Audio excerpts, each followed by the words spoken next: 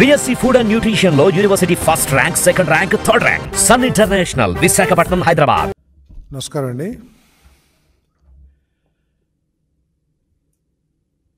ప్రభుత్వం ఎంతో ప్రతిష్టాత్మకంగా తీసుకున్న ఎన్టీఆర్ భరోసా పింఛన్లు ఏదైతే ఎన్నికల్లో హామీ ఇచ్చామో ఆ ఎన్నికల హామీని అమలు చేస్తున్న భాగంగా జూలై మాసంలో 4,000 పెన్షన్, 3,000 రూపాయల పెన్షన్ని 4,000కి పెంచి 4,000 ఇవ్వటమే కాకుండా దేశంలో ఎక్కడా లేని విధంగా గత 3 నెలలకు కూడా, అంటే ఏప్రిల్, మే, జూన్ మాసాలకు కూడా ఏదైతే బకాయి ఉందో దాన్ని కలిపి 7,000 రూపాయలు 64.8 లక్షల మందికి ఇచ్చిన ఘనత చంద్రబాబు నాయుడు గారి ప్రభుత్వం అందని చెప్పేసి మనం చేస్తామని నేను మరి క్రమం తప్పుకోకుండా మరి 1వ తారీఖున, ఆగస్టు 1వ తారీఖున 2వ మాసంలో కూడా ఈ పెన్షన్లు ఈ 64 లక్షల మందికి అందజేసే కార్యక్రమాన్ని రేపు పెద్ద ఎత్తున ప్రతి గ్రామంలో చేయబోతామని చెప్పేసి మనం చేస్తా ఉన్నాను. మరి దీన్ని చాలా క్రమశిక్షణతో పూర్తిగా ఒకే రోజులో అందరికీ కూడా పెన్షన్లు ఇంటి దగ్గరే అందించాలనే లక్ష్యంతో ఈ ప్రభుత్వం పనిచేస్తుందని చెప్పేసి మనం చేస్తా ఉన్నాను. మొన్నటిదాకా గత ప్రభుత్వం చెప్పుకునేది 2,35,000 మందిని వినియోగించి మేము ఇంటింటికి పెన్షన్లు పంపుతున్నామని చెప్పేసి. కానీ కేవలం 1,00,000 కంటే తక్కువ మంది ఉన్న సచివాలయం సిబ్బందిని వినియోగించుకొని కేవలం ఒకే ఒక రోజున 96% పెన్షన్లను ఇంటింటికి పంపించిన ఘనత చంద్రబాబు నాయుడు గారి ప్రభుత్వం అందని చెప్పేసి మనం చేస్తాను. మోటివేట్ చేయగలిగిన నాయకత్వం ఉంటే ఈ రాష్ట్రంలోని అధికారులు కానివ్వండి, లేకపోతే సిబ్బంది కానివ్వండి, వీళ్ళందరూ ఏదైనా సరే చేయగలరు అని నిరూపించిన విషయాన్ని కూడా మీ దృష్టికి తీసుకొస్తామని నేను. మరి రేపటి రోజున మరి ప్రతి ఒకే రోజులో పూర్తి చేయాలి, ఏదైనా మిగిలి ఉంటే 2వ తారీఖున పూర్తి చేయాలి 100% అని చెప్పేసి కలెక్టర్గా మన చీఫ్ సెక్రటరీ గారు ఆదేశాలు ఇవ్వడం జరిగిందని చెప్పేసి మనం చేస్తాను. అంతేకాకుండా గత నెలలో జరిగిన అక్కడక్కడ కొన్ని జిల్లాల్లో ఏదైతే సంఘటనలు జరిగినాయో ఈ పంపిణీలో కొంత తప్పులు కానివ్వండి, లేకపోతే ఆలస్యం కానివ్వండి, లేకపోతే కొంతమంది ఈ డబ్బుల్ని దుర్వినియోగం చేయటం కానివ్వండి, ఇటువంటి సంఘటనలు పునరావృతం కాకూడదని చెప్పేసి మరి చీఫ్ సెక్రటరీ గారు ప్రభుత్వం చాలా స్పష్టమైన ఆదేశాలు ఇచ్చారు. ఒకవేళ అటువంటి పునరావృతం అయితే వారి మీద కఠిన చర్యలు కూడా తీసుకుంటామని చెప్పేసి కూడా ఈ సందర్భంగా తెలియజేస్తాను. మరి రాష్ట్ర ఆర్థిక పరిస్థితి తీవ్ర ఇబ్బందుల్లో ఉన్నా కూడా కేవలం గత ప్రభుత్వ చేతకానితనం మూలంగా ఒక దేశంలోనే 1-2 స్థానాల్లో ఉండాల్సిన ఈ రాష్ట్రం అదో ఆర్థికంగా మరి చితికిపోయిన విషయాన్ని ప్రతి ఒక్కళ్ళు కూడా ఇటీవల ముఖ్యమంత్రి గారు ఇచ్చిన వైట్ పేపర్ ద్వారా, శ్వేతపత్రం ద్వారా కూడా అర్థం చేసుకున్నారు. ఇటువంటి పరిస్థితుల్లో కూడా ఇచ్చిన హామీని నిలబెట్టుకోవాలనే లక్ష్యంతో పేదవాళ్ళకి, వృద్ధులకి, మరి ఫిజికలీ హ్యాండిక్యాప్డ్ పర్సన్స్ ఇబ్బంది పడకూడదని చెప్పేసి పోయినసారి 4,048 కోట్లని ఒకటే రోజున పంపిణీ చేశాం.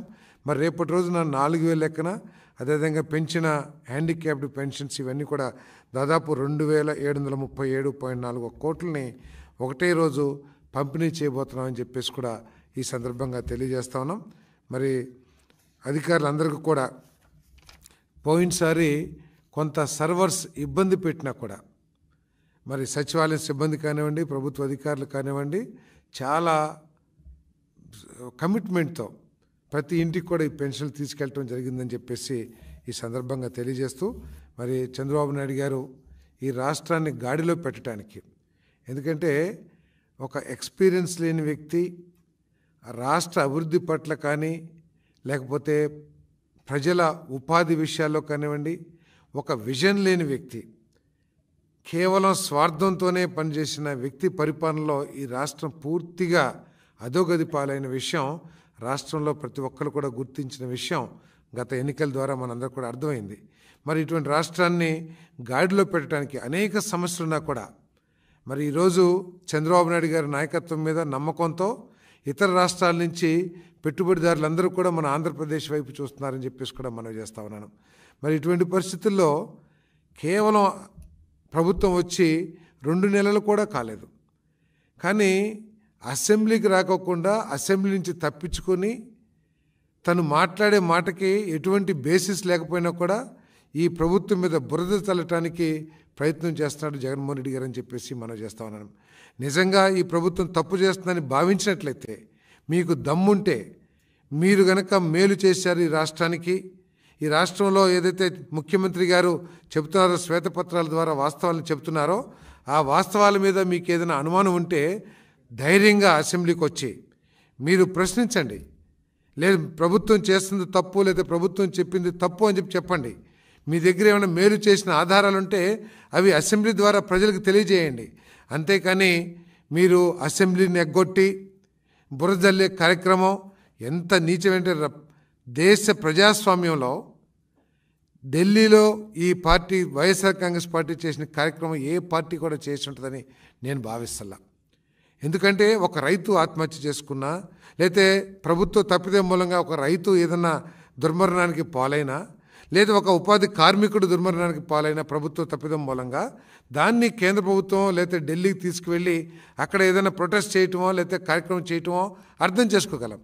కానీ ఒక గంజాయికి అలవాటు పడిన, దుర్వ్యసనాలకి అలవాటు పడ్డ ఇద్దరు యువకులు వ్యక్తిగత తగాదాలతో ఒక మారణకాండ జరిగితే దాన్ని తీసుకెళ్ళి అదే నేషనల్ ఇష్యూ అయినట్టు చేయటం ఎంతవరకు సబబో కూడా ప్రజాస్వామ్యులందరూ కూడా ఆలోచించాలని చెప్పేసి మనం చేస్తాను.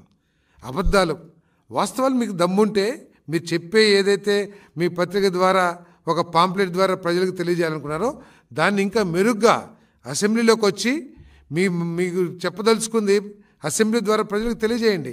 ప్రభుత్వం సిద్ధంగా ఉంది.